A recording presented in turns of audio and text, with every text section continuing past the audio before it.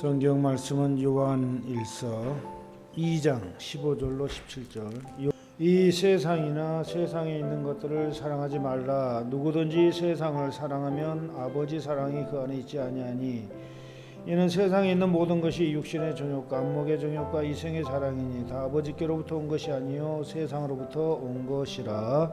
이 세상도 그 정욕도 지나가되 오직 하나님의 뜻을 행하는 자는 영원히 거하느니라. 아멘. 할렐루야. 오늘도 하나님의 은혜가 함께 하시기를 주의 이름으로 축원드립니다. 오늘 이 시간에는 프랜시스 생애에 대해서 함께 상고함으로 은혜를 나누도록 합니다. 이 프랜시스 하면은 참으로 영성가 중에 영성가고 성인 중에 성인이 이 프랜시스 성인이에요. 그래서 이분이 신앙생활을 얼마나 잘했으면은 참 그런 칭호를 얻을 수가 있었겠는가. 또 어떤 분이 입신해가지고 천국에 갔는데 그 예수님 자리 옆에 또 자리가 하나 있더라는 거예요. 그래서 예수님 저 자리는 누구 자리예요? 그랬더니 나의 가장 사랑하는 자의 종의 자리다. 딱 그러는 거예요. 도대체 그 사람이 누구예요? 예수님 바로 옆에 앉아 있는 거예요. 그랬더니 예수님 하시는 말씀이 프랜시스의 자리다. 얘를 잘 못 나니까. 그런데 그때 마치 밖에서 대문을 탕탕탕 두드리는 소리가 들려요. 그래서 여종이 나가가지고 누구냐고 문을 열어봤더니 어떤 아주 기이한 광채가 빛나는 순례자가 딱 서 있었어요. 그러면서 그 순례자가 인사를 합니다. 이 집에 복이 있을지어다 하면서 인사를 하면서 만약 이런 말 하는 거예요. 만약 산모가 참으로 해산을 쉽게 하려면은 저 지금 산모가 있는 아름다운 침상에서 내려와 가지고 저 마구간 집덤불에 뉘어놓으면은 아주 해산 순산할 것이다. 딱 그런 얘기를 하고 사라져 버려요. 그러니까 너무 이제 난산이고 그러니까 아기를 못 낳고 이제 죽게 생겼으니까 그 여종이 그 말을 듣고 그 말대로 그 아름다운 침상에서 조용히 가만히 모시고 내려와 가지고 마구간 한쪽 구석에 집덤불 딱 쌓아놓고 거기다 딱 뉘어놨어요. 그랬더니 아니나 다를까 곧 있다가 순산을 하는 겁니다. 아들이 태어났는데 그 아들이 바로 프랜시였다라는 거죠. 그러니까 태어날 때도 예수님과 같이 태어난 거예요. 마구간의 집덤불 속에서. 예수님처럼 태어나가지고 예수님처럼 살다가 예수님처럼 돌아간 사람이 이 프랜시스였다. 그래서 어머니가 이름을 요한이라고 불렀어요. 요한이라고 불렀는데 그 뜻은 뭐냐면은 세례 요한 또 사도 요한, 요한이 두 사람이잖아요. 성경에 세례 요한과 같이 예수님을 잘 증거하는 사람이 되라. 또 사도 요한과 같이 예수님을 사랑하고 예수님을 잘 전하는 그런 사람이 되라라는 뜻으로 요한이라는 이름을 딱 정해놨는데 아버지가 출장 갔다가 와가지고 이름을 뭐로 지었어 하니까 요한이라 지었어. 그런 화를 버럭 내면서 하는 말이 그 요한이라는 사람이 어떤 사람인 줄 아시오? 헤롯에게 헤롯 그 딸 그 청을 들어주느라고 목 베어가지고 헤로데아 그 은쟁반의 머리를 갖다 놓은 사람이 아니요. 그런 사람이 이름을 어떻게 짓단 말이요. 그리고 사도 요한은 반모섬에 지형 갔다가 거기서 죽임을 당한 사람이 아니요 하면서 요한이라는 이름은 절대 쓰지 말라고. 그래가지고 그 아버지가 이름을 바꿔버리는데 프랜시스로 바꿔버린 거예요. 그런데 프랜시스는 이름은 바뀌어졌지만 그 요한의 그런 정신을 가지고 세상을 사랑한 그런 사람입니다. 그리고 이 프랜시스 어린 시절은 굉장히 영리했어요. 어려서 말귀를 알아듣기 시작할 때 이 조지아 수도원에서 라틴어와 프랑스어를 공부를 합니다. 어린 시절에. 그리고 어려서부터 노래하기를 좋아했어요. 노래. 목가적인 그러한 노래를 잘 불렀던 사람이 프랜시스였는데 또 아시시 골목길에서 그 어린 시절 병정놀이를 하면 항상 자기가 골목 대장이었어요. 대장 노릇을 했고 발랄하게 자랐다라는 거죠. 그런데 그가 청소년기에 들어가면서 타락하기 시작합니다. 날이 갈수록 성질이 난폭해지고 돈을 막 물 쓰듯이 펑펑 쓰는 거예요. 가면 갈수록 죄가 엄청 죄를 쌓이게 되고 그런 아주 방탕화가 되기 시작합니다. 그래서 돈을 쓰고 다니다가 보니까 귀족이나 기사의 아들들이 전부 다 프레이스 뒤를 쫄쫄쫄 따라다니는 거예요. 돈을 잘 쓰니까. 날마다 주색 잡기 하고 날마다 아주 그냥 방탕에 늪에서 맴돌기 시작하는 거죠. 근데 어머니는 막 속이 타들어가는 거예요. 아들이 정말 예수님 제자처럼 살기를 원했는데 그 청소년 시절에 그렇게 방탕한 삶을 사니까 얼마나 속이 탔겠어요. 그래서 아주 그냥 가슴 찢어지듯한 그런 기도를 하나님께 드렸던 겁니다. 그래서 그 방탕의 늪에서 헤어나올 줄을 몰랐던 거예요. 근데 그 아버지는 하는 말이 뭐 괜찮아, 남자가 태어나가지고 돈도 써봐야 나중에 장사도 크게 할 수 있어. 그리고 저 귀족 아들들이, 기사 아들들이 쫄쫄쫄 따라다니는 것은 이때 그들 많이 알아둬야 나중에 장사하면 다 이용할 가치가 있는 사람들이야. 남자가 태어나면 그까짓 게 못해 하면서 그냥 방탕하게 살아고 나 그냥 내버려두는 거예요. 근데 어머니의 입장하고 아버지 입장은 완전히 다르죠. 그런데 1202년 그 아시시와 페루지아 사이에 전쟁이 일어나는 겁니다. 그 방탕한 프란시스가 전쟁의 이제 용사로 군인으로 징집되어서 나가는 거예요. 그런데 포로로 잡혀버려요, 적군에게. 그 포로로 잡히면 그 당시에는 포로로 잡히면 무조건 죽음이에요. 이제 죽었구나 그랬는데 1년 만에 다시 화해가 돼가지고 고향으로 돌아오게 됩니다. 근데 그 죽다 살아난 그 사람이 오히려 더 방탕해지는 거예요. 더 방탕해지고 친구들과 짝을 지어서 술과 노름, 여자로 날이 새는지 모르게 이렇게 세월을 보냈던 겁니다. 근데 하나님께서 이미 프란시스를 택해놨어요. 그런 방탕한 프란시스에게 어느 날 병이 오기 시작하는 거예요. 온 몸에 막 병이 와요. 그래서 이제 아주 죽기 직전까지 가는 거죠. 병이 와가지고. 그런데 광대뼈만 남았어요. 완전히 온 몸이 다 쪼그라들어가지고 그냥 피골이 상접한 그런 상태가 돼버린 거예요. 근데 어느 날 잠을 자는데 그냥 소리를 지는 거예요. 너 누구냐? 너 누구냐? 나라 하면서 막 땀을 뻘뻘 흘리면서 소리 지르는 거예요. 꿈에. 그러니까 어머니가 옆에서 깜짝 놀래가지고 프란시스를 깨우는 거예요. 프란시스야, 왜 그러냐? 하니까 땀을 흘리면서 일어나가지고 하는 말이 어머니 시커먼 사람이 시커먼 옷을 입고 시커먼 두건을 쓰고 나를 납치하려고 지금 나를 쫓아다녔다고. 얼마나 놀랐는지 모른다고. 그래서 내가 소리 질렀더니 하얀 천사가 와서 나를 덮어줘가지고 겨우 살아났다고. 딱 그런 꿈 얘기를 하는 거예요. 그래가지고 이 시커먼 두건 쓴 사람이 누구예요? 마귀죠, 마귀. 마귀가 자기를 잡으러 왔는데 천사가 자기를 구해줬다라는 거죠. 그때부터 이 프란시스는 성령의 역사가 시작이 되는 겁니다. 그때부터. 그러면서 이제 몸이 점점점 회복되기 시작하는 거예요. 그 피골이 상접한 몸이. 그러면서 회개가 시작되는데 하나님 용서해 주십시오.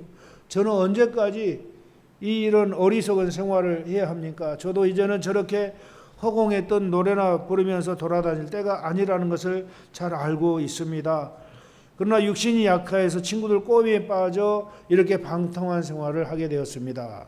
하나님 저로 하여금 이 진창에서 헤어나게 해주십시오 하고 길바닥에 무릎 꿇고 하나님께 간절히 기도를 하는 거예요.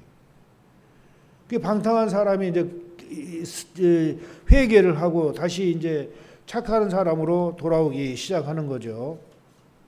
근데 그때 무릎 꿇고 기도할 때 갑자기 눈앞에 환한 빛이 비추면서 아주 아름답게 피어오르는 구름 저편에 문이 하나 탁 나타나는 거예요. 문이 나타나는데 그 하나님을 찬양하는 그 천사들 소리가 은혜를 받은 자여 좁은 문으로 들어가라. 이런 음성을 듣는 거예요.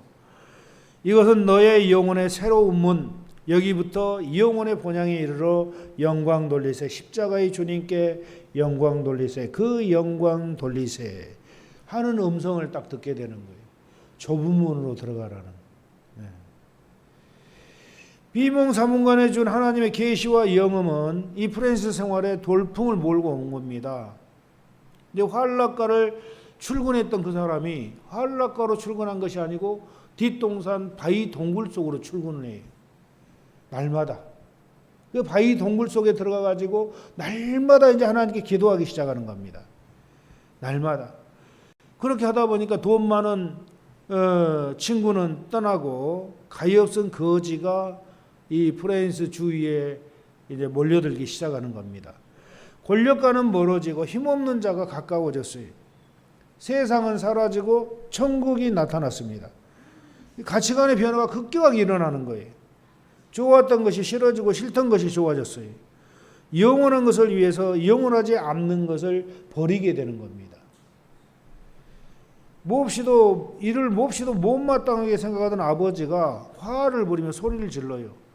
야 이놈아, 사나이가 밥 먹고 할 일이 없어 저 따위 거지 새끼들과 소리를 짝지어서 다니느냐, 썩 꺼져라 하면서 아주 그냥 소리 지르는 거. 아버지는. 그러니까 아버지는 마음에 안 든 거죠. 프랜시스 하는 짓들이.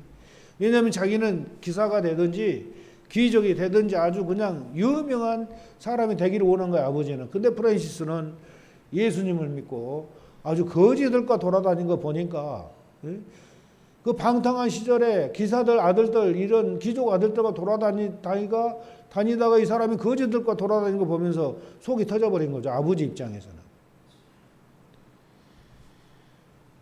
그래서 아버지에게, 아버지, 저 가난한 사람들은 돈이 없기 때문에 가진 사람의 도움을 기다리는 자들입니다. 돈을 벌어서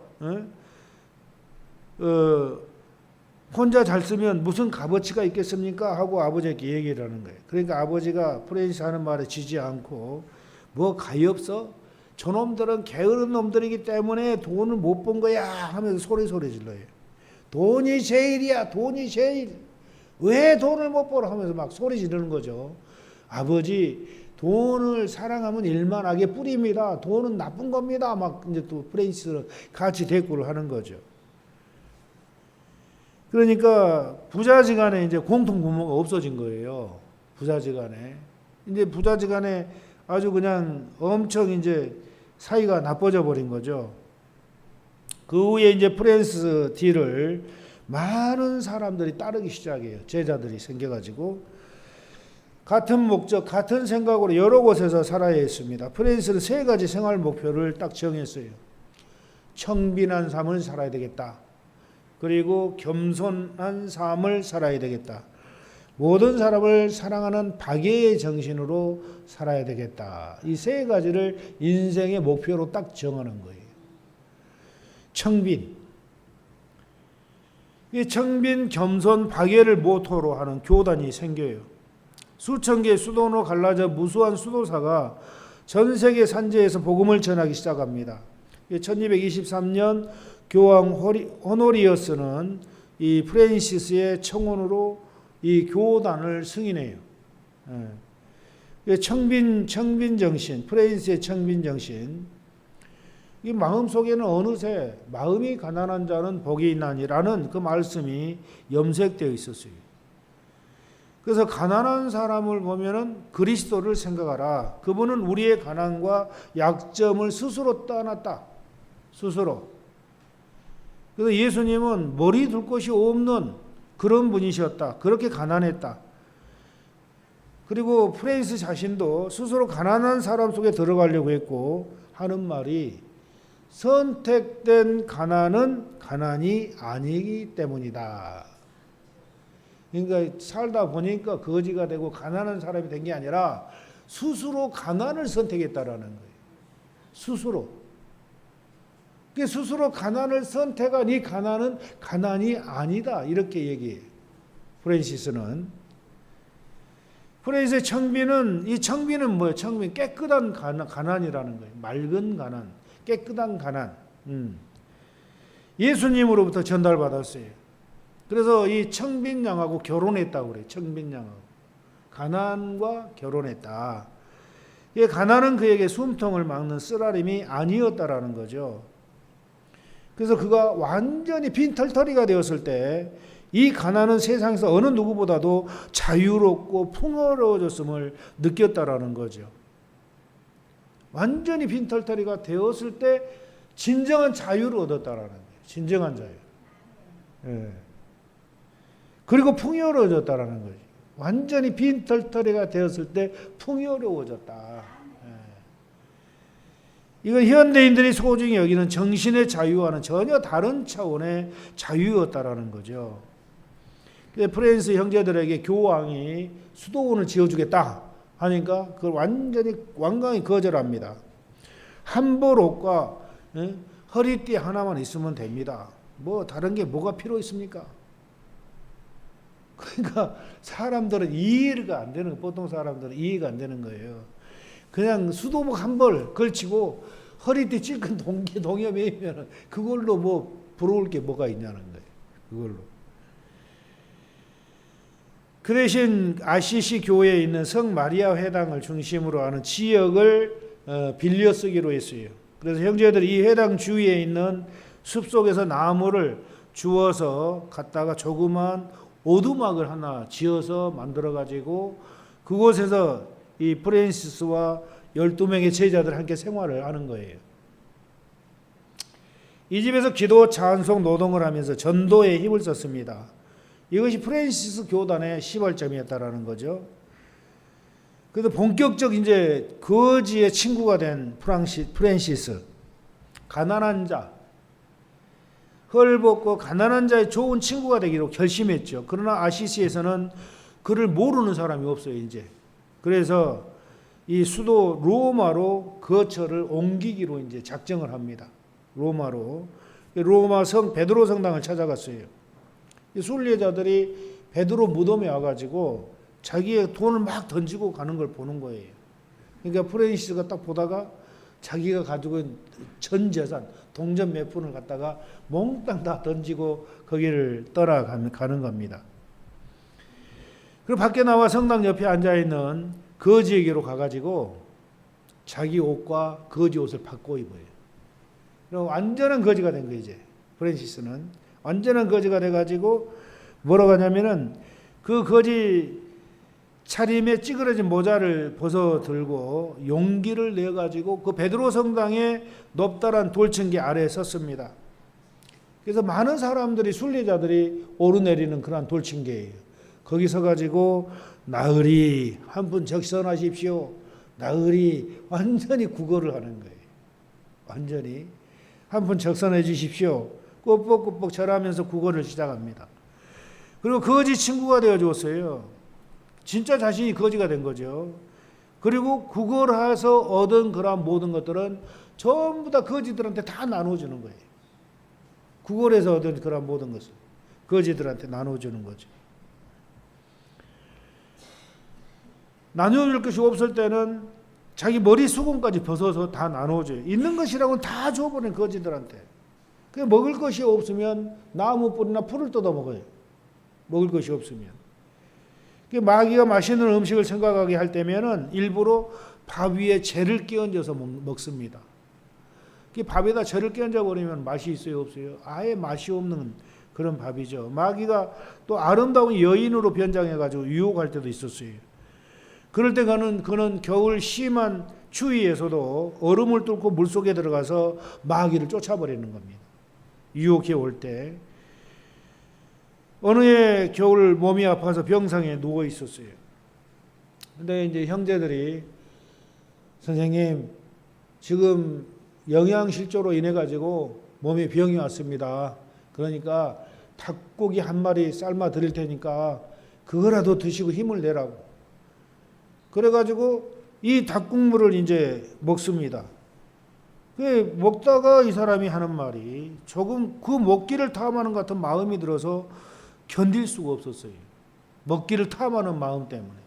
내가 이렇게 아직도 식욕을 절제하지 못하고 먹기를 탐하는가 하면서 그는 제자 피에로를 불러가지고 내가 너에게 명령한다. 내 목에다 새끼줄을 걸고 잡아매라. 그리고 나를 끌고 사형수 처형장까지 끌어가라 하고 명령을 해요. 그러니까 제자가 스승의 명령을 하니까 할 수 없이 스승 목에다 새끼줄로 개처럼 감아가지고 묶어가지고 끌고 가는 거예요. 그 사형장까지 끌고 가면서 외치는 소리가 뭐라고 외치냐면은 이놈은 고기를 탐하는 자입니다. 사람이 보지 않는 곳에서 병아리 고기를 먹은 놈입니다. 그러면서 그 외치고 가는 거예요. 이놈은 고기를 탐하는 놈입니다. 사람들이 보지 않는 곳에서 몰래 병아리 고기를 먹었습니다. 하고 계속 외치고 가는 거예요. 그 정도로 자기 자신의 그러한 식욕을 절제한 그런 삶을 산 겁니다.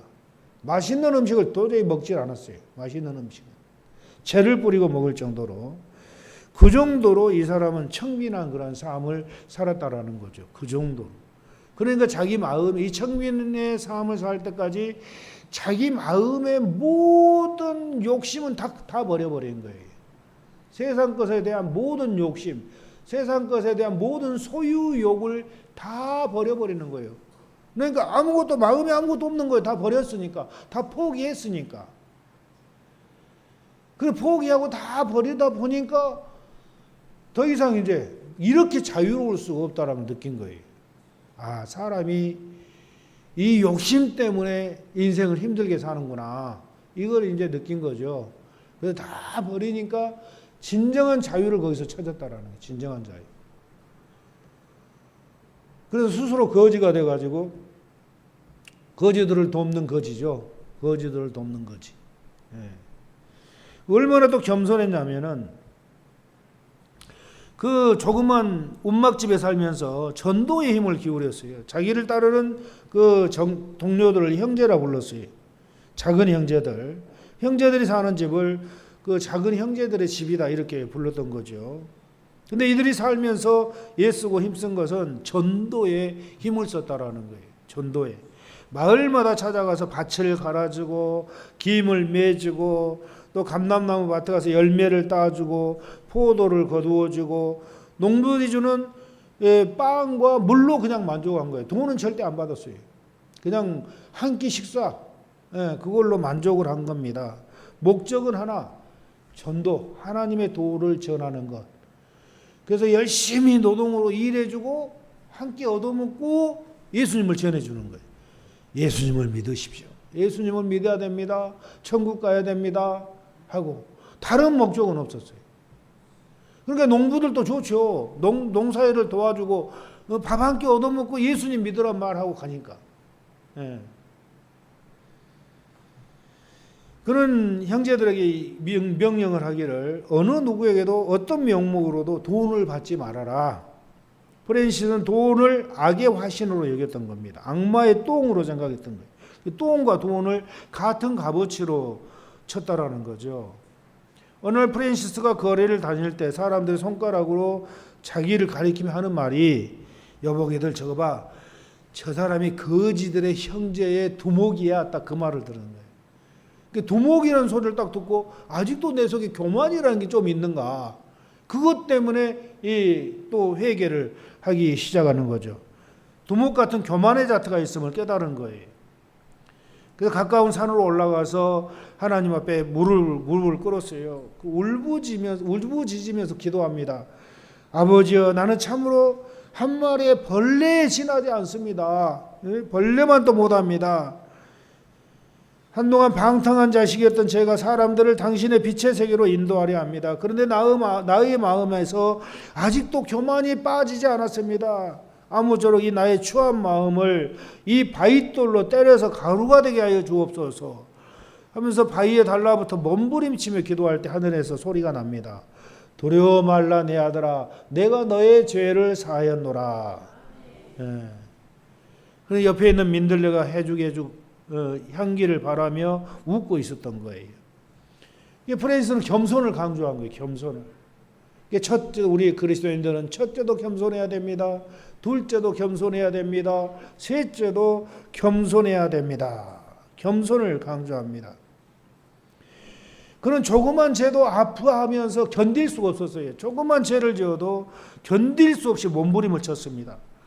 하나님 앞에서 나약한 자신을 보았어요. 그래서 바울처럼 내가 선을 행하려고 하는 그러한 마음에 선을 행하지 못하고 자꾸만 악을 행하는 자가 자신이라는 것을 이렇게 깨닫고 자신이 미웠던 거예요. 그래서 너무 자신이 연약하고 나는 왜 이렇게 죄를 안 지으려고 해도 죄를 짓는가, 이것 때문에 고민을 하다가 그 장미밭에 들어가서 뒹굴어 버리는 거예요. 그러니까 장미가시가 온몸을 찔러가지고 막 피가 막 낭자하게 흐르는 겁니다. 내가 나를 벌을 줍니다 하나님. 자기가 자기를 괴롭히는 벌이었어요. 그러니까 하늘에서 하나님이 내려다보고 저러다가 이제 죽게 생겼다 하니까 천사들에게 명령해가지고 가서 빨리 저 장미나무 가시들을 없애버리라 하고 천사들한테 명령을 해요. 그러니까 천사들이 내려와가지고 그 장미나무 가시를 다 없애버려요. 그러니까 이 사랑하는 종이 찔리고 있다 하면서 천사들을 보내서 가시를 없애버렸다라는 그 전설이 내려오고 있는데, 이 프랜시스와 그 동네 장미나무는 가시가 없는 장미나무. 지금도 그 가시 없는 장미나무가 있다라는 거예요. 전설이 그렇게 내려오고 있어요. 당시 유럽에는 무수한 문둥병자가 상당히 많았어요. 이 병은 천벌이라고 아무도 접근하지 않고 격리 수용소로 문둥병자들을 다 보냅니다. 이 프랜시스 기도처 동굴 근처도 나환자들의 병원이 있었는데, 그는 그 병원, 나환자들 병원을 지날 때마다 이런 생각을 했어요. 저 건물 속에는 아직도 살이 썩어가는 나병 환자들이 죽는 날만 기다리고 있구나. 저들도 하나님을 알고 죽어야 할 텐데 얼마나 안타까운가. 그러면서 어떻게 하면은 저들을 돕는 방법이 없을까라고 생각을 했던 거죠. 그래서 어느 날 프랜시스는 말을 타고 아시시 교회를 지나가고 있었어요. 길바닥에 나 환자가 한 사람 웅크리고 앉아 있는 걸 봅니다. 그는 주저하지 않고 말에서 내려서 그 살이 썩어가는 고약한 문둥병자 곁으로 다가가지고 그 문둥이 입술은 퉁퉁 부어오르고 코는 문드러져 있고 눈은 흐릿하게 프랜시스를 쳐다보고 있고, 그는 손가락이 절반이나 떨어져 나가 문둥병자였어요. 그에게 자기 돈 지갑을 다 쥐어주면서 그리고 그를 껴안고 입을 맞추었어요. 그러니까 문둥병자가 갑자기 정상적인 사람이 와가지고 입 맞추고 자기 손에다 돈 주머니를 쥐어주고, 이걸 보면서 야, 저 사람 혹시 미친 사람 아닌가, 이렇게 이제 생각할 정도였다는 거죠. 멍하니 바라보면서. 그래서 프랜시스는 더 이상 말하지 않고 그렇게 말 위로 올라가서 갔습니다. 그 길을 걸으면서 말할 수 없는 기쁨에 젖었어요. 이 사랑의 승리에서는 기쁨이었던 거죠. 그는 자기를 이겼다고 이겼어요. 프랜시스는 점점 믿음의 초인이 돼가고 있었던 겁니다.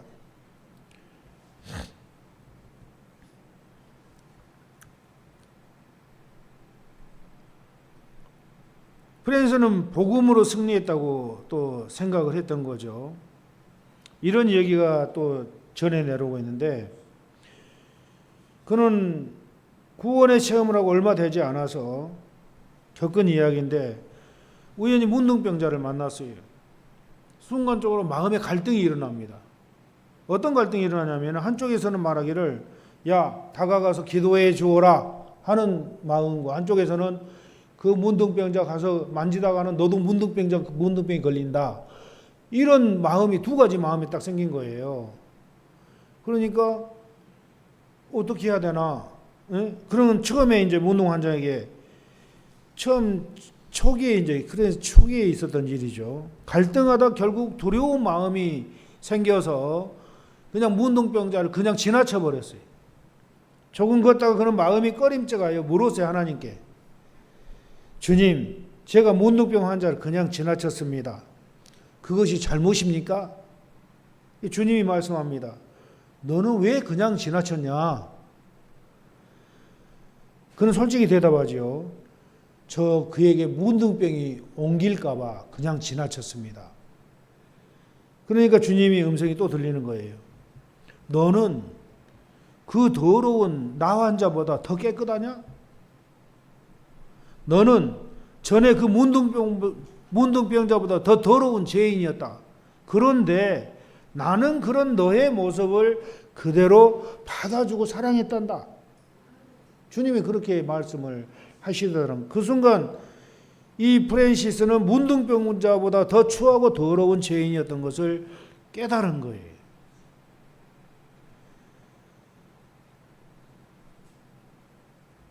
그래서 그는 뒤돌아섰어요. 문둥병자가 있는 그곳으로 달려갔어요. 그에게 입을 맞추고 축복 기도를 해줬어요. 다시 나 환자에게 돌아가서 그에게 입을 맞춘 다음에 기도하며 찬양하며 축복을 해줬어요. 그 성 프랜시스는 마지막 숨을 거둘 때까지 끊임없는 사랑의 순례를 하게 되었던 겁니다.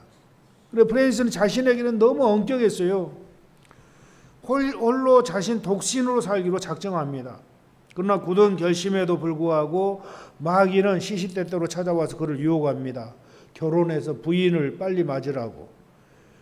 어느 날 마귀가 집요하게 결혼을 요구하는 겁니다. 요구가 아니라 차라리 유혹이랬던 거예요. 유혹. 마음이 흔들린 것 같았어요. 그래서 움막에서 뛰어나서 반쯤 벗은 채 눈을 뭉쳤어요. 겨울이라 눈사람 7개를 만드는 겁니다. 그래가지고 7개를 다 만들어 놔가지고 눈사람을 한 줄로 세워놓고 자기를 향해서 말합니다. 보아라 프랜시스여, 첫째 큰 것은 너의 아름다운 아내다. 그리고 그 다음 4사람이 너의 귀여운 2 아들과 2 딸이다. 그리고 뒤에 2 사람은 너의 충실한 남종과 여종이다. 모두 추위에 얼어붙어 있다. 자, 빨리 따뜻하게 입혀주어라. 자기가 말하고 자기가 대답하는 거예요. 내게는 입혀줄 아무것도 없습니다. 프랜시스 스스로 독백을 합니다. 그렇지, 너는 다 주어서 줄 것이 없지. 너 자신도 얼어 죽어야 할 형편이다. 너는 내 존귀한 내 제자다. 스스로 말하며 그는 기뻐하며 수도원으로 향하는 겁니다. 아내를 얻는다 해도 아내에게 해줄 거 없는 거예요. 자식이 생긴다 해도 자식이 해줄 게 없어. 왜? 가난하니까. 아무것도 없으니까. 그런데 무슨 결혼을 하라고 말이나 되는 소리냐고 마귀를 물리쳐버리는 거예요. 예. 꿈에 주님께서 나타나셔서 내일 내가 너를 찾아가겠다 하니까 프랜시스는 그 다음날 하루 종일 예수님을 기다리는 거예요. 근데 예수님이 나타나지 않아요. 근데 추운 겨울 밖으로 나간 프랜시스는 예수님을 찾아 다녀보았어요. 어디가 예수님이 계신가? 그러나 예수님은 보이지 않았어요. 그런데 거지가 추운데 옷도 입지 못하고 지나가고 있었어요. 너무나 추워 보였어요. 그래서 프랜시스는 순간적으로 달려가서 자기 외투를 벗어 입혀 주었어요. 그는 고맙다고 인사하고 지나갑니다. 날이 저물어 버렸어요. 그래서 프랜시스는 집으로 돌아와 다시 주님께 기도합니다. 예수님, 오늘 나에게 오신다고 해놓고 왜 오시지 않았습니까? 온종일 주님 기다리느라고 목이 빠질 뻔했습니다. 그러니까 예수님이 하시는 말씀이 나는 너에게 갔었다. 아니, 언제 오셨습니까? 예수님이 대답합니다. 내가 나에게 외투를 벗어주었지 않니? 내 앞으로 지나가는 거지에게 외투를 벗어준 것이 바로 나에게 준 것이다. 이렇게 대답을 하더라고요. 예수님이 오신 거예요. 예. 다 그렇게. 이렇게 말씀할 때 하늘에서 천사들이 나타나서 찬양을 하더라는 거예요. 이게 프랜시스라는 이 사람은 성이 되기까지 자기 자신의 그런 모든 애정과 욕망을 다 끊어버린 사람이에요. 이 세상에 대해서는 완전히 종쳐버린 사람이에요. 오직 주님 한 분만을 얻기 위해서라면 자기 내면의 모든 죄성, 정욕, 모든 것을 끊어버린 거예요. 완전히 마음을 비워버린 거예요. 비우고 완전히 끊고. 그래서 무소유, 완전히 무일물, 무소유의 그런 정신을 가지고 이 프랜시스가 살았던 겁니다. 그러다 보니까 이 프랜시스에게는 기적이 나타나기 시작하는 거예요. 기적이. 문둥병자를 안고 문둥병자 입을 맞춰도 문둥병이 안 걸리는 거예요. 프레인스 죽을 때까지 문둥병이 안 걸렸어요. 그 많은 문둥병들을 만져가지고 고름도 닦아주고 치료도 해주고 안고 입까지 맞춰줘도 문둥병이 안 걸리는 거예요. 그 사랑을 그렇게 실천했을 때 하나님께서 이 프레인스를 그렇게 보호하시는 거예요. 하나님께서. 그러니까 이 프레인스 안에는 모든 걸 다 비웠기 때문에 뭐만 남은 거예요? 하나님으로만 채워진 거예요. 하나님의 사랑으로만 채워진 거예요. 그러니까 프랜시스가 가서 기도해주면 병든 자들도 나서요. 귀신도 쫓겨나가요. 귀신도 쫓겨나가요. 그리고 짐승들도 프랜시스 말하면 다 들어요. 새떼들에게 새들아 이리 와라 하면은 새들이 그냥 후다닥 해가지고 막 몰려와요. 그래 프랜시스 앞에 다 앉아요. 너희 하나님을 찬양해라 하면 새들이 다 짹짹짹짹 하면서 하나님을 찬양해. 또 구피오라는 그 마을에 늑대 한 마리가 나타나가지고 그 마을 사람들 괴롭히는 거예요. 모든 가축들을 막 다 잡아먹고 또 사람도 해치려고 하고 그러니까 밖에를 못 나가 밤에는. 예. 그러니까 프랜시스가 그 말을 듣고 늑대를 찾아가는 겁니다. 늑대 딱 찾아가가지고 늑대가 나타난 그 마을에 늑대 형제여 왜 자네는 이 마을 사람들을 괴롭히고 왜 그렇게 짐승들을 몰래 잡아먹고 그러는가? 내가 너에게 예수님의 이름으로 명하노니 앞으로는 가축들 잡아먹지 말고 마을 사람 해치지 말고 여기서 마을 사람들과 평화롭게 지내라. 그러면은 네가 이 땅에 살아있는 동안 모든 양식은 이 마을 사람들이 너에게 다 제공할 것이다. 딱 그렇게 명령을 해요. 그러니까 그 명령을 듣고 늑대가 그대로 그때부터 아주 온순한 늑대가 되는 거예요. 호악한 늑대가 아니라 온순한 늑대가 돼가지고 그 마을 사람들 같이 사는 거예요. 오히려 마을 사람 지켜주는 거죠. 근데 먹이는 마을 사람들 늑대한테 그 늑대가 2년 반 살다가 죽었는데 그 늑대한테 먹이를 다 먹여주고 그러니까 짐승들도 프랜시스의 말은 다 들어요. 물고기들이 막 있다가 그 저수지 같은 데 지나가다가 물고기들아 모여라 하면은 물고기들이 다 와요. 프랜시스 앞으로. 그리고 물고기들이 또 하나님을 찬양하라 하고 하나님께 대해서 또 얘기해 주면은 물고기들은 또 찬양을 하는 거야. 물속에서. 그러니까 자연을 사랑하고 이 사람은 자기의 인간적인 욕심을 다 버렸을 때 그때부터 하나님이 그 사람 안에서 역사하기 시작하는 거예요. 그때부터. 그러니까 이 사람이 가는 곳에는 기적이 나타나는 거예요. 저 해교도들 술탄 왕에게 가가지고 예수 그리스도를 전해주는 거예요.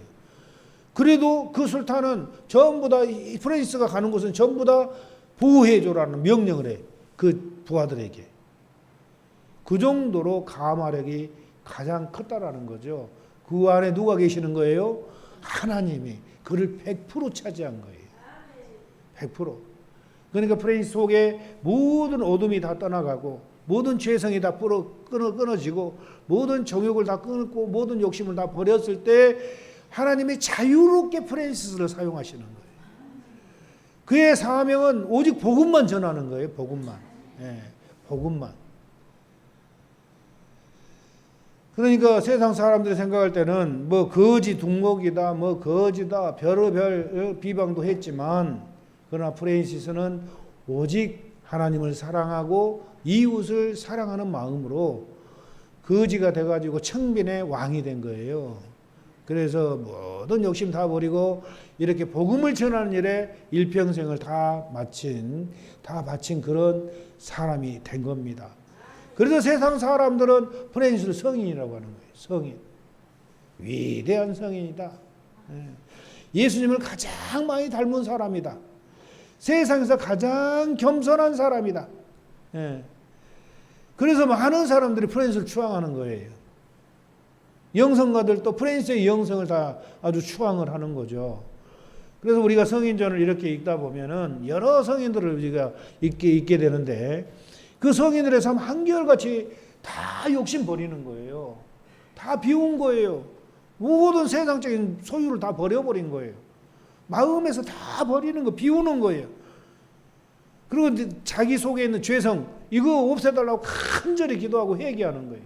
죄를 눈곱만큼도 짓지 않으려고 발버둥 치는 거예요. 마귀 유혹은 다 물리쳐 버리는 거예요. 그랬더니 하나님이 그들 속에 들어와 계셔가지고 100% 그들을 하나님이 차지하는 거예요. 그들의 영과 하나님의 영이 완전히 하나로 합일돼 버리는 거예요.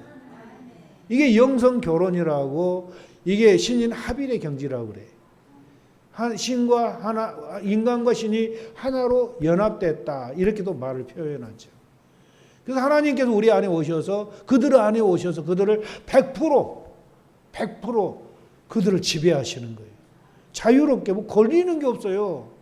걸리는 게 없으니까 아버지 하면 오냐 알았다 다 해주는 거야. 왜? 죄의 담이 하나도 없으니까. 하나님과 우리 사이에 죄의 담이 하나도 없으니까. 그러니까 이런 사람이 기도하면 100% 들어주는 거예요. 근데 이 속에 죄가 많고 이 속에 더러운 것이 있고 내 속에 막힌 그런 죄의 담들이 있다면은 아버지 금식을 해도 이게 하나님이 100% 사용을 못하는 거예요. 이게 하나님과 우리 사이에 죄가 가리워져 있기 때문에. 그래서 그것을 없애는 게 우리 신앙생활이고 그것을 없애는 게 우리 자아 깨트리는 그런 삶이라는 거예요. 그래야만이 우리가 하나님의 형상을 그대로 회복해버리는, 에덴 동산에서 타락하기 전과 같은 그런 형상으로 회복해버리는 겁니다. 흠도 점도 티도 없이 깨끗하게. 이게 우리 신앙의 목표가 돼야 돼요. 성인들이 그렇게 살았다라는 거예요. 이세종 선생 같은 경우도 그 부자가 가난한 사람들에게 내 자산을 나눠주고 나를 따르라, 이 말 한마디 듣고 그냥 자기 모든 전재산 다 가난한 사람 나눠줘 버려요. 그리고 이세종 선생도 거지 중에 상거지가 되는 거죠. 거지 중에 상거지가. 그 부자가. 그래서 쑥 뜯어다가 버물려가지고 쑥범벅에서 끼니를 때우는 거예요. 풀죽 먹고. 그러면서 예수님을 가장 많이 닮은 사람이 돼버리는 거예요. 다미안 성인 같은 경우도 자기를 포기하지 않으면 어떻게 문둥병 환자가 들어가가지고 거기서 자기 일생을 다 보내버릴 수가 있겠어요? 자기를 포기했기 때문에 하나님이 그와 함께 하심으로 그 일을 감당케 하시는 거예요. 일반 사람 못하죠, 그것을. 그러니까 우리도 마찬가지로 예수님 믿는다라는 것은 사실 쉬운 게 아니에요. 믿음으로 다 됐다, 이거 아니에요. 예수님 믿는다라는 것은 예수님처럼 우리 마음과 행실이 변화되는 게 예수님 믿는 거예요. 그러니까 옥하는 목사님도 그 설교를 봤더니, 지난번에 봤더니, 내가 30년 만에 깨달은 진리인데, 예? 예수 믿고 천국 가요? 아닙니다. 그거 틀렸습니다. 이렇게 나왔더라고. 그러니까 내용을 쭉 들어보니까 지금까지 우리가 하고 있던 그 얘기를 하는 거예요. 예수님 따라간다라는 것은 자기를 부인하고 자기 십자가를 지고 주님의 뒤를 따르지 않으면 나에게 합당하지 않다, 그 말씀을 하시는 거예요. 자기 부인의 삶. 여러분, 우리 예수님 믿으려면은 정말 잘 믿어야 돼요. 이런 말씀들을 한 번씩 가끔가끔 충격적으로 받아야 돼요. 그래, 예수님 믿으려면 다 끊어야 돼. 다 버려야 돼. 이런 충격적으로 받아들여, 우리가. 그래야 조금이라도 흉내라도 내지. 안 그래요? 흉내라도 내지. 여러분, 예수님 믿는다라는 거 쉬운 일 아닙니다. 그게 좁은 문으로 들어가서 좁은 길 가는 거예요. 많은 사람은 넓은 문으로 넓은 길로 가는 거예요. 근데 그 길은 멸망의 길이에요.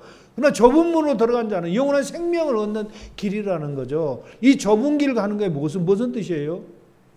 자기 십자가 지고 그 좁은 길, 협착한 길을 가려니까 이쪽으로 조금 하면 걸리고 이쪽으로도 걸리고 밑으로도 걸리고 위로도 걸리고 얼마나 힘들어요. 바른 길 바르게 가야 안 걸리고 가는 거예요. 이게 좁은 길이에요. 근데 그 길을 다 가고 나면은 영원한 생명을 하나님이 주신다라는 겁니다. 그래서 예수님 믿는다라는 것은 쉬운 일이 아니다. 자기 부인하고 자기 십자가 지고 열심히 주님 뒤따라가는 것, 그 길이 우리가 가는 길이다. 여러분, 우리가 이 땅에 살면 얼마나 살겠어요? 그렇잖아요? 여러분, 50년, 100년을 산다 해도 그 시간은 눈 깜짝할 사이 지나가는 거예요. 눈 깜짝할 사이에. 남은 삶 얼마 남지 않았잖아요, 우리 모두가. 그죠? 그러니까 예수님을 닮기 위해서 내 속의 모든 욕심, 세상적인 모든 것, 육신의 정욕, 안목의 정욕, 이생의 자랑 다 끊고 오직 주님만 따라가는, 그래서 위대한 크리스찬들이 되시기를 주님의 이름으로 축원드립니다.